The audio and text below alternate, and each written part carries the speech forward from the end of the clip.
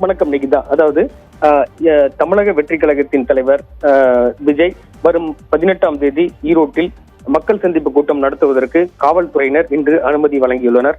அதாவது தமிழக வெற்றி கழகத்தின் தலைவர் விஜய் மக்கள் சந்திப்பு நிகழ்ச்சி தமிழகம் முழுவதும் பல்வேறு இடங்களில் நடத்தி வருகிறார். அதன் ஒரு பகுதியாக ஈரோடு மாவட்டத்தில் வரும் 16ஆம் தேதி நடத்துவதற்கு அக்கட்சியின் தலைமை ஒருங்கிணைப்பாளர் முன்னாள் அமைச்சருமான KA செங்கோட்டையன் இடங்களை தேர்வு செய்து காவல்துறையினரிடம் அனுமதி கேட்பதற்காக மனு அளித்திருந்தார். அந்த முதற்கட்டமாக 16ஆம் தேதி பெருந்துறை சாலையில் உள்ள AET பள்ளி மைதானத்தில் நடத்துவதற்கு அனுமதிக்க மாவட்ட நிர்வாகம் மற்றும் காவல் கண்காணிப்பாளர் அலுவலகத்தில் மனு அளிக்கப்பட்டு கேட்கப்பட்டிருந்தது.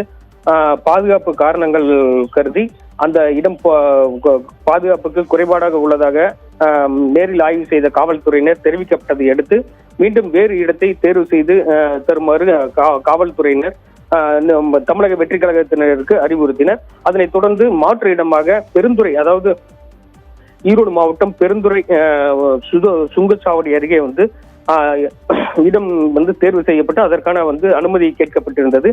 அந்த இடத்தை இந்து சமய அறநிலைத்துறைக்கு சொந்தமானது என்று காவல்துறையினருக்கு வழங்கப்பட்டிருந்தது. அதனைத் தொடர்ந்து இந்த சூழ்நிலையில் காவல்துறையினர் 84 நிபந்தனைகள் இந்த கூட்டம் நடத்துவதற்காக விதிக்கப்பட்டிருந்த நிலையில் அந்த 84 நிபந்தனைகளை சரி செய்வதற்காக 16ஆம் தேதி நடைபெற இருந்த மக்கள் சந்திப்பு கூட்டத்தை 18ஆம் தேதி 2 நாட்கள் காலதாமதமாக நடத்துவதாக தலைமை ஒருங்கிணைப்பாளர் அறிவித்திருந்தார். இந்த நிலையில் இந்த 84 விதிகளும் சீர் செய்யப்பட்டு தற்போது பெருந்துறை சரளை என்ற பகுதியில் சுங்கச்சாவடி அருகே இந்து சமய அறநிலைத்துறைக்கு சொந்தமான உட்பட்ட இடத்தில் கூட்டம் நடத்துவதற்கு மாவட்ட காவல் கண்காணிப்பாளர் அனுமதி அளித்திருக்கிறார். இந்த நிலையில் இன்று காலை ஈரோடு மாவட்ட காவல் கண்காணிப்பாளர் சுஜாதா நேரில் சென்று தமிழக வெற்றி கழகத்தின் தலைவர் விஜய் கலந்து கொள்ளும் மக்கள் சந்திப்பு கூட்டம் நடைபெறும் இடத்தை நேரில் பார்வையிட்டு ஆய்வு செய்தார்.